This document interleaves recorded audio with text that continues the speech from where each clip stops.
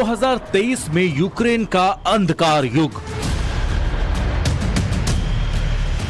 Putin की Ukraine को सबसे बड़ी धमकी।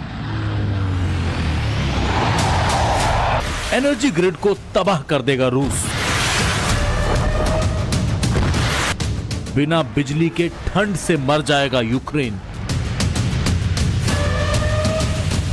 2022 खत्म होने को है, 2023 की तैयारियां शुरू हो गई हैं, लेकिन यूक्रेन के लिए 2023 अंधकार युग होने वाला है, जिसकी प्लानिंग पुतिन ने कर ली है। रूस ने यूक्रेन के एनर्जी ग्रिड पर नए हमले की चेतावनी दी है। यह हमला अभी तक हुए हमलों से भी ज्यादा भीषण और तबाही मचाने वाला होगा।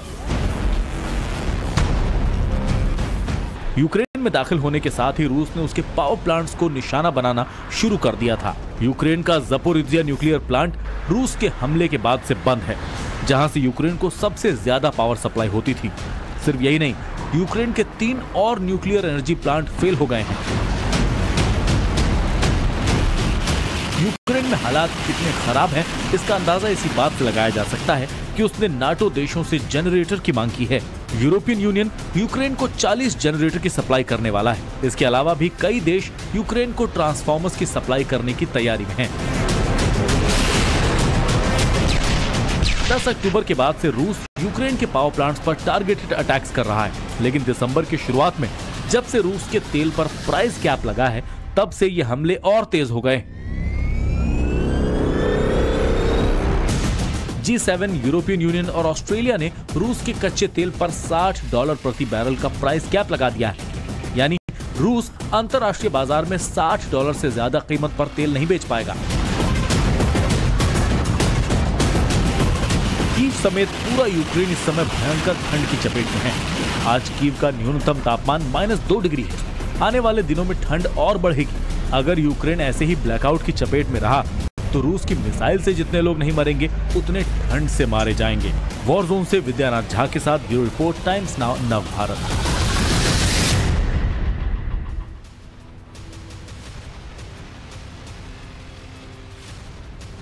तो जिस तरीके से स्ट्रेटेजिक वॉर रशिया की ओर से आगे बढ़ाई जा रही है, उससे आने वाले दिनों में यूक्रेन के लिए मुश्किलात हैं। और जैसा कि बड़े बड़े एक्सपर्ट्स भी कहते रहे कि ये ठंड रूस के लिए एक बड़ा हथियार है, जिसका इस्तेमाल करने की कोशिश की जा रही है। हमारे साथ इस पर बातचीत करने के लिए कर्नल एस डिनी जुड़ गए हैं, जो कि डिफेंस एक्सपर्ट हैं। हमारे साथ AK सिवाच अब से कुछ ही देर में जुड़ेंगे, तो उनसे भी तमाम चीजों को समझने की कोशिश करेंगे।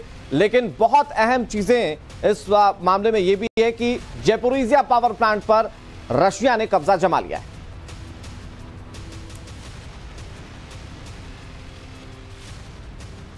तो देखिए किस तरीके के हालात हैं और किस तरीके से अटैक कर रहे हैं, वो तस्वीर तो आपको दिखाई रही है। लेकिन ये तो बात हुई यूक्रेन के न्यूक्लियर पावर प्लांट्स की, तो वहीं रूस के हमले में पूरा एनर्जी ग्रिड भी तबाह हो चुका है। अब आपको ये बताते हैं कि व्लादिमीर पुतिन ने कहां कहां अटैक किया है। दरअसल उनकी ओर से ज़पोरिज़िया पावर प्लांट पर तो कब्जा कर लिया गया। इसके अलावा लॉडिजिन पावर प्लांट रूस के निशाने पर है, जिस पर हमले ताबड़तोड़ किए जा रहे हैं। इसके अलावा कालुश पावर प्लांट है रूस के निशाने पर, जिसको तबाह करने की वो स्ट्रैटेजी बना रहा है। बस्टिन पावर प्लांट पर भी रूस लगातार निशाना साध रहा है। इसके अलावा डोब्रोटिवीर पावर प्लांट भी रशिया के निशाने पर है, जिससे कि वो पूरी तरह से यूक्रेन की कमर तोड़ देना चाहता है। चेरकासी पावर प्लांट भी रूस के निशाने पर है, यानी कि यूक्रेन के वो पावर प्लांट जिससे देखिए किस तरीके से पूरी एनर्जी बिजली मिल रही है यूक्रेन को, वो तमाम पावर प्लांट रूस के निशाने पर है।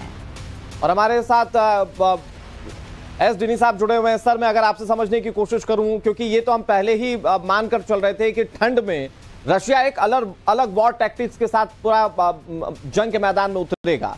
आज वही देखने को मिल रहा है। एक एक पावर प्लांट जो यूक्रेन की ताकत हो सकते हैं इस ठंड में, उसे वो लगातार निशाना बना रहा है और जल्द से जल्द ध्वस्त करने की कोशिश कर रहा है। यही वजह कि 70% यूक्रेन में ब्लैकआउट हो चुका है।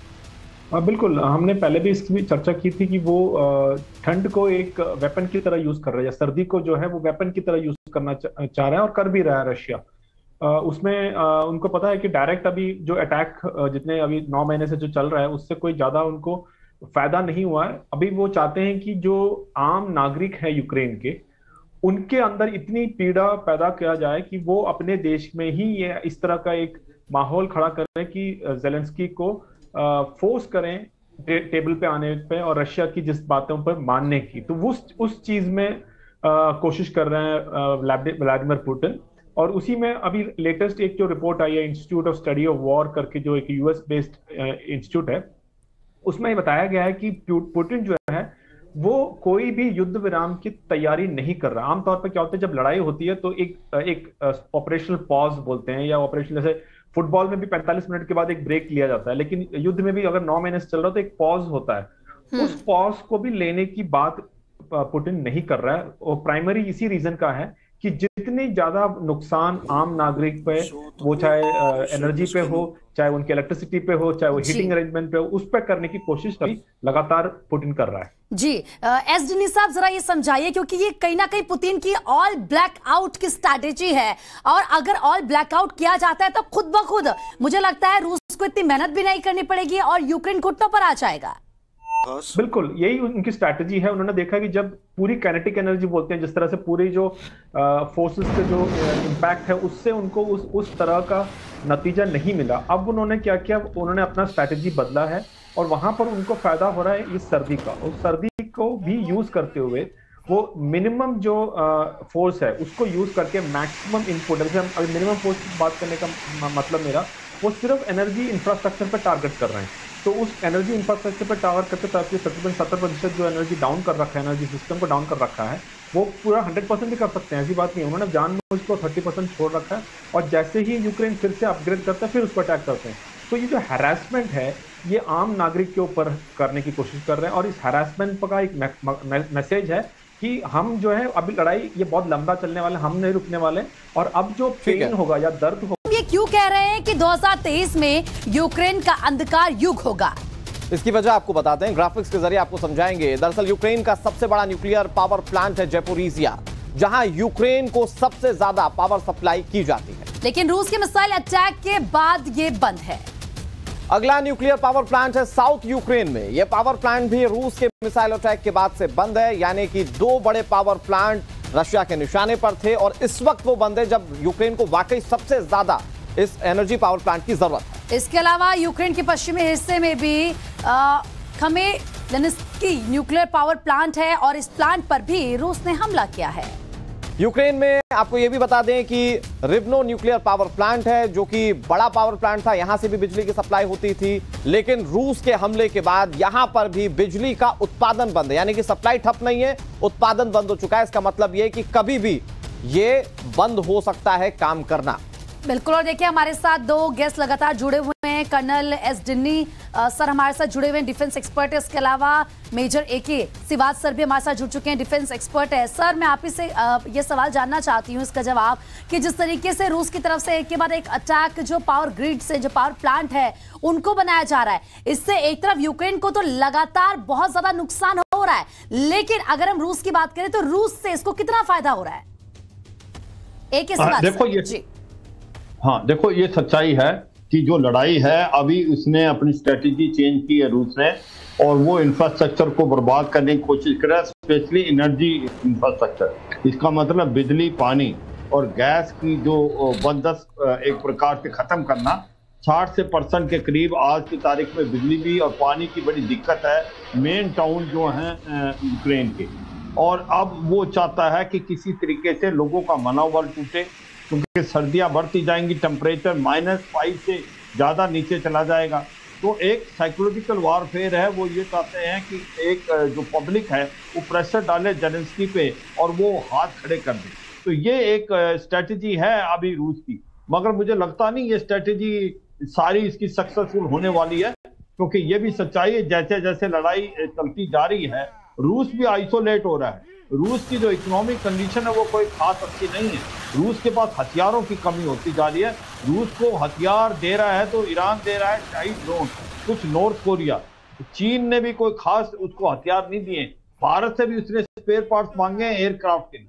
तो ये भी सच्चाई है, जैसे जैसे लंबी लड़ाई चलेगी तो इकोनॉमिक कंडीशन रूस की भी खराब होगी, और दूसरा है वो आइसोलेट होगा। मगर ये सच्चाई है कि तो ये न्यूक्लियर प्लांट है, स्पेशली ज़ैपोरिज़िया, ये यूक्रेन में ही पावर नहीं देता, ये यूरोप में भी पावर देता था, और आज ये ठप है। दूसरी एक स्ट्रेटेजी और की है रूस ने, ये ज़ैपोरिज़िया जैसे न्यूक्लियर प्लांट है उसके अंदर अपने रॉकेट लॉन्चर लगाए हैं, कि अगर मान लो वहां से फायर होता है और काउंटर अटैक होता है यूक्रेन का, तो न्यूक्लियर पावर प्लांट को बर्बाद होने के चांसेस हैं और वो एक बड़ा हादसा हो सकता है। तो ये भी एक बहुत चिंता का विषय है। और एक चीज और मैं बताना चाहूंगा कि कल जो बात अभी निकल के आई है, कहीं ना कहीं पुतिन ने एक बड़ी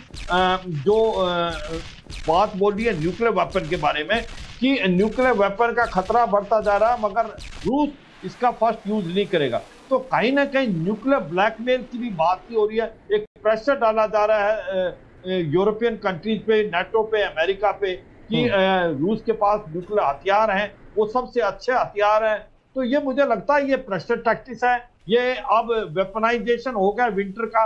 अगर ये यूक्रेन इस विंटर को झेल लेता है, जो बड़ा मुश्किल है, मैं ये नहीं कह रहा बड़ा मुश्किल है, तो फिर बहुत ज्यादा स्थिति खराब होगी रूस के लिए आने वाले 2023। ठीक है सर, लेकिन मैं एक परिस्थिति को डिनी साहब आपसे समझने की कोशिश करता हूं। मान लेते हैं जो 5 से 6 पावर प्लांट हैं जो कि यूक्रेन की ताकत हुआ करते हैं पावर सप्लाई के मामले में, ज्यादातर तो बंद हो गए सर, लेकिन अगर सारे बंद हो जाएंगे तो यूक्रेन में क्या होगा? अगर मौजूदा समय की बात करें 70% ब्लैकआउट झेल रहा है यूक्रेन, आने वाले वक्त में अगर सब बंद हो जाएंगे तो उसके पास क्या विकल्प होंगे? क्या वो घुटने टेक देगा रशिया के आगे, जो रशिया की प्लानिंग नजर आती है? देखिए अनुराग, मेरे को लगता है कि जब भी कोई युद्ध होता है तो हम जैसे स्ट्रैटेजी होती है, एक छोटा सा दरवाजा जैसे थोड़ा सा खुला रखते हैं ताकि एक एस्केप रूट देने के लिए दुश्मन को भी, वो एक स्ट्रैटेजी होती है। तो मेरे ख्याल से रशिया भी, और जिस तरह से रशिया आप जानते हैं कि टेस्ट में भी बहुत माहिर है, तो वो मेरे ख्याल से 100% जितने भी एनर्जी जो इंफ्रास्ट्रक्चर उसको डिस्ट्रॉय नहीं करेंगे। अगर वो करेंगे तो एकदम से वो पूरी की पूरी देश जो है वो बैठ जाएगा और पूरा इस तरह का हालात भी हो सकता है वो रशिया भी ना झेल पाए। और पूरी जो एक बाकी जो पूरे देश है, जैसे इंडिया जैसे देश भी आजकल जो न्यूट्रल स्टैंड ले रहा हो, वहां पर इस तरह का एक ह्यूमन ट्रेजेडी हो सकती है कि तो ये पूरा रशिया झेल नहीं पाएगी। तो इसलिए मेरे ख्याल से 70% 80% तक रखेंगे और उसमें ही बहुत ज्यादा लोगों को प्रॉब्लम होगा। 100% अगर जिस तरह से आपने बताया 100% अगर हो गया तो मेरे ख्याल से ये बहुत बड़ा एक दुर्घटना ही होगा, एक ह्यूमैनिटेरियन। लेकिन सर रशिया बार बार ये कहता रहा है कि वो न्यूक्लियर अटैक करने से बाज नहीं आएगा, और न्यूक्लियर अटैक करेगा तो पूरे वर्ल्ड के निशाने पर रशिया आ जाएगा। तो न्यूक्लियर अटैक से ज्यादा अच्छी स्ट्रेटेजी है कि पूरी तरह से पावर प्लांट के मामले में ही खत्म कर दिया जाए यूक्रेन को।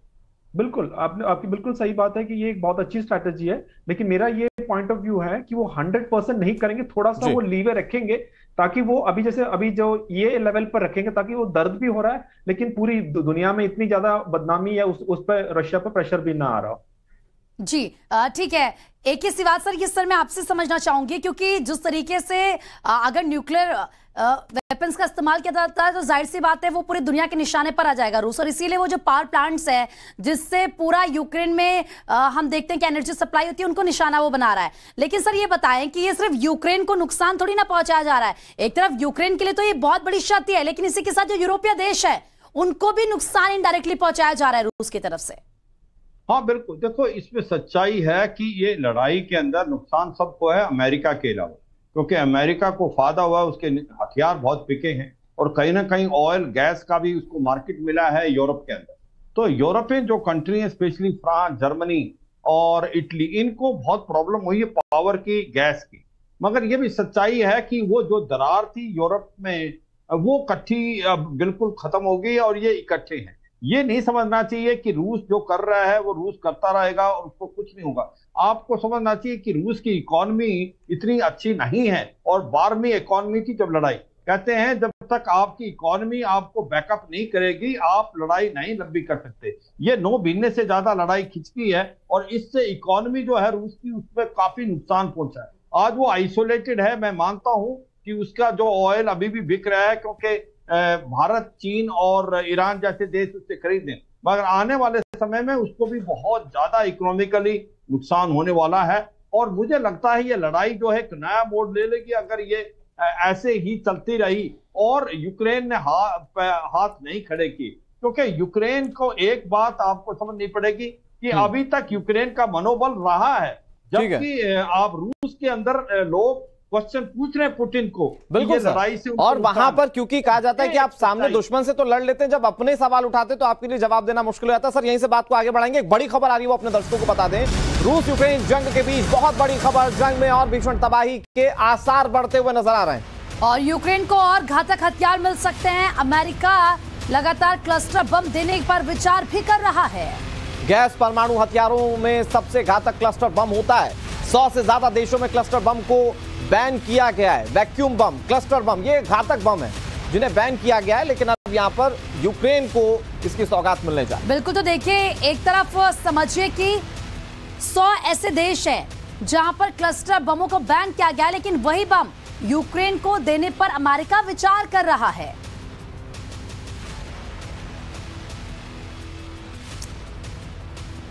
तो देखिए ये एक बहुत खतरनाक बम होता है, ये तो आप समझ ही गए होंगे, लेकिन अब आपको एनिमेशन ग्राफिक्स के जरिए बताते हैं कि आखिर क्लस्टर बम होते क्या हैं। कई सारे बमों का गुच्छा आप इसे कह सकते हैं। बंस of most of the bombs जो कि क्लस्टर बम होता है। गैर परमाणु बमों में यह सबसे घातक होता है, क्योंकि परमाणु हथियार तो सबसे घातक हैं ही, लेकिन अगर गैर परमाणु हथियारों की बात की जाए तो यह क्लस्टर बम सबसे ज्यादा घातक माना जाता है। इसके अलावा फाइटर जेट से बमों की ड्रॉपिंग की जाती है, जमीन से बेहद पास पहुंचाने पर एक्टिव ये होता है। 1000 मीटर से 100 मीटर के बीच में ये एक्टिव होते हैं, और एक्टिव होते ही बम का कवर ओपन हो जाता है, यानी कि बहुत जल्दी क्विक रिएक्टेंट इसको कह सकते हैं। देखिए किस तरीके से क्लस्टर बम यहां से बरसने लगते हैं, और उसके बाद हर बम में धातु की सैकड़ों टुकड़े हो जाते हैं। यही वजह है कि बम फटने से तबाही बहुत भयानक होती है। 25 मीटर तक एक बम का असर होता है, यानी कि क्लस्टर बम में कई सारे बम होते हैं और वो अपने साथ पार्टिकल्स को जोड़कर बड़ा धमाका करते हैं, और इससे जो रेडियस है तबाही का वो काफी ज्यादा बढ़ जाता है। हमारे साथ कई मेहमान जुड़े हुए हैं। मैं डिनी साहब, मैं आपके पास आता हूं। ये क्लस्टर बम अगर मिलने जा रहे हैं, एक तरफ तो ये बम कितने ज्यादा घातक हो सकते हैं रूस के हिसाब से, क्योंकि इससे पहले कहा जा रहा था रूस ने वॉर नियमों का उल्लंघन करते हुए वैक्यूम बमों का इस्तेमाल किया, तो उस लिहाज से देखें तो ये क्लस्टर बम उसके लिए कितने घातक हो सकते हैं। और सवाल ये भी है कि यूक्रेन में जब इतना ब्लैकआउट छा रहा है, जब उसके एनर्जी स्टेशन तबाह हो रहे हैं, तो क्या इस तरह के बमों को इस्तेमाल करने की स्थिति में यूक्रेन बचेगा? एब्सोल्युटली नहीं अनुराग, आपका जो बिल्कुल सेकंड पॉइंट है वो मैं बिल्कुल मानता हूं कि जिस हालात में अभी यूक्रेन है, उस हालात में ये क्लस्टर बॉम्ब्स उसको यूज करने के लायक मतलब उस पोजीशन में नहीं है। आप देख लीजिए उनके एयरफोर्स का हालत देखिए, वो वहां पर कोई फ्लाइंग नहीं कर रहे हैं, और जिस तरह का अभी इवन एयरफोर्स को फ्लाई करने के लिए भी एनर्जी की जरूरत है, और वो एनर्जी सेक्टर अभी 70% अगर पूरी तरह डाउन है, तो किस तरह से क्लस्टर बॉम्ब देने से उनको कोई फायदा होने वाला है? तो मेरे ख्याल से ये अगेन यूएस की तरफ से एक पोस्चरिंग है, एक जो रेड हेरिंग बोलते हैं कि एक उन्होंने छोड़ा है दोबारा कि हम इनको वो भी देंगे। लेकिन मैं हाल ही में एक रिपोर्ट पढ़ रहा था, जो ये पूरी की पूरी जो प्रॉब्लम आ रही है यूक्रेन की जनता को, चाहे वो क्लस्टर बॉम्ब दे रहा हो, चाहे ये जो पैसे भी दे रहे हो, जो यूक्रेन को एड दे रहे हैं, ये कोई मुफ्त में नहीं दे रहे हैं, इनके ऊपर ब्याज पे ब्याज लगेगा। तो किसी ने बहुत अच्छी बात कही है कि ये भी यूक्रेनियन के जो नागरिक हैं वो यूरोपियन यूनियन के बैंक और रशियन टैंक्स के बीच में पिस रहे हैं। तो उसका एक और उदाहरण है कि ये क्लस्टर बॉम्ब देने के जो यूएस कर रहे हैं, लड़ाई तो उन्होंने लड़ नहीं रहे हैं, लेकिन वो इस तरह के वादा करना, इस तरह से कभी लड़ाई ये खत्म नहीं होगी फिर। ठीक है, AK सिवाज सर से भी इसका दूसरा पहलू भी समझ लेते हैं। सर, क्लस्टर बम जिसका जिक्र हम कर रहे हैं वो 100 देशों में बैन है, कितना घातक वो है ये हमने अपने दर्शकों को बताया। ऐसे में अमेरिका यूक्रेन को देने पर विचार कर रहा है इस बम को लेकर, क्या ये रूस को इंस्टिगेट नहीं कर रहा अमेरिका? क्या उसको उकसा नहीं रहा है? जानबूझकर उकसाने की रणनीति नहीं नजर आती है ये ऐसे बम देकर, या विचार करना इस पर? हाँ बिल्कुल, देखो क्लस्टर बम का इस्तेमाल और जरूरत यूक्रेन को नहीं। यूक्रेन डिफेंसिव लड़ाई लड़ रहा है, ना कि ऑफेंसिव। ये लड़ाई यूक्रेन में हो रही है, रूस में नहीं गई अभी तक। तो सच्चाई यह है कि उसको चाहिए एयर डिफेंस सिस्टम। जो बात हो रही थी, जर्मनी ने भी बोला, अमेरिका में पेट्रोइड जो एयर डिफेंस सिस्टम जिसको बोलते हैं Germany high area air defence system, उसकी देने की बात हो रही थी। अगर उसको मिल जाता है पेट्रोइड मिसाइल सिस्टम, तो जो भी मिसाइलें फायर होगी रूस की तरफ से 70 से 80 वो बर्बाद कर दी जाएंगी हवा में। और दूसरा उनको हथियार चाहिए जैसे हाई मार्स है, high mobility arty rocket system, वो चाहिए आपको। जो डॉनबस के इलाके के अंदर जो लड़ाई हो रही है डोनेत्स्क लुहांस्क में, वो भी आपको ध्यान रखना चाहिए। उसमें यूक्रेन धीरे धीरे रूस को पीछे धकेल रहा है, ये भी रूस को खतरा है। ये हर चीज रूस के लिए बहुत अच्छी नहीं है। डॉनबस के इलाके में जिस प्रकार से 18,000 स्क्वायर किलोमीटर यूक्रेन ने दोबारा ले लिया है, जिस प्रकार से खारासोन को पीछे छोड़ के चले गए वो, जिस प्रकार से खार्किव को ले लिया है, तो ऐसे में हाइमार्स जैसे वेपन यूज होंगे। ड्रोन चाहिए उनको स्विफ्ट प्लेट ड्रोन की जरूरत है, उनको बरकर तैयार ड्रोन चाहिए, उनको आप चाहिए स्टिंगर मिसाइल चाहिए, जेवलिन मिसाइल। मुझे लगता नहीं क्लस्टर बम का कोई फायदा होने वाला है, ये पोस्टरिंग है। मगर ये भी सच्चाई है कि रूस में भी 4 अटैक हुए हैं ड्रोन से, जो यूक्रेन ने। तो अगर रूस के ऊपर हमला होना स्टार्ट हुआ जो रूस के हिंडरलैंड में, तो फिर ये लड़ाई कुछ और मोड़ ले सकती है। क्या उससे रूस के अंदर एक प्रकार पब्लिक अगेंस्ट हो जाएगी, रूस की पब्लिक पुटिन के, या ये एक न्यूक्लियर हथियार इस्तेमाल हो सकता है, या ये थर्ड वर्ल्ड वॉर की तरफ जा सकता है। तो ये कहना बड़ा मुश्किल है, मगर स्थिति काफी नाजुक है। जिस प्रकार से एनर्जी के ऊपर अब वार कर रहा है रूस, और यूक्रेन अगर इसको झेल जाता है, इस विंटर को झेल जाता है, तो फिर ये लड़ाई इतनी जल्दी रुकेगी नहीं। ये मैं मानता हूं अमेरिका भी अब ये लड़ाई को लंबा नहीं करना चाहता, वो चाहता है कि अब लड़ाई इसी तरीके से रुके। अब सब बीच में तो ये भी इनपुट्स आना शुरू हो गए थे कि कई देश तो हाथ खींचना चाहते हैं, वो कहना चाहते हैं हमारे देश में जब नहीं बच रहे हथियार तो हम कैसे दे दें फिर यूक्रेन को लड़ने के लिए। बहरहाल सर, बातचीत आपसे होती रहेगी, लेकिन अपने दर्शकों को एक वीडियो दिखाने की कोशिश करते हैं। अपने दर्शकों को हम पीछे ये जो वीडियो वॉल है इसमें वो दिखाने की कोशिश करते हैं कि कैसे क्लस्टर बम काम करता है, जिसे देखकर आप और आसानी से ये अंदाजा लगा पाएंगे कि ये घातक बम कितनी भयानक तबाही मचा सकता है। दरअसल मेरे ठीक पीछे आप देखिए ये कैसे लॉन्च होता है। ये आप कोई सा जेट है, अगर आप इसे क्लस्टर बम गिराते हैं, देखिए वो कैसे गिरता है, और ये जैसे जैसे नीचे आता जाता है, कहा जाता है कि इसका दायरा बढ़ जाता है। देखिए ये खुल जाता है, एक तरीके से कोई डब्बा हो और वो खुल जाता है, और फिर उसके बाद ये अलग अलग छितराकर ये जमीन पर गिरता है, और जितनी जगह पर गिरता है बड़े पैमाने पर तबाही ये मचा देता है। क्योंकि देखिए ये गुच्छे में बहुत सारे बम्स होते हैं, जैसे कि हम आपको तस्वीर दिखा रहे हैं, जहां जहां पर गिरते हैं एक बम 25 मीटर तक तबाही मचाता है। तो कितना भयानक, कितना खतरनाक ये बम है, इसका अंदाजा आप लगा सकते हैं। और ये हम आपको इसलिए बता रहे हैं क्योंकि अमेरिका ये विचार कर रहा है कि यूक्रेन को ये बम दिए जाए, और अगर ये बम दिए जाते हैं, और अगर सोचिए जरा कि यूक्रेन अपनी धरती पर गिराता, तो क्या वो रूस का नुकसान करेगा या अपने लोगों का नुकसान करेगा। बहरहाल आप हमारे साथ दोनों जो मेहमान जुड़े हुए थे उनका बहुत शुक्रिया। दिनी साहब आपका बहुत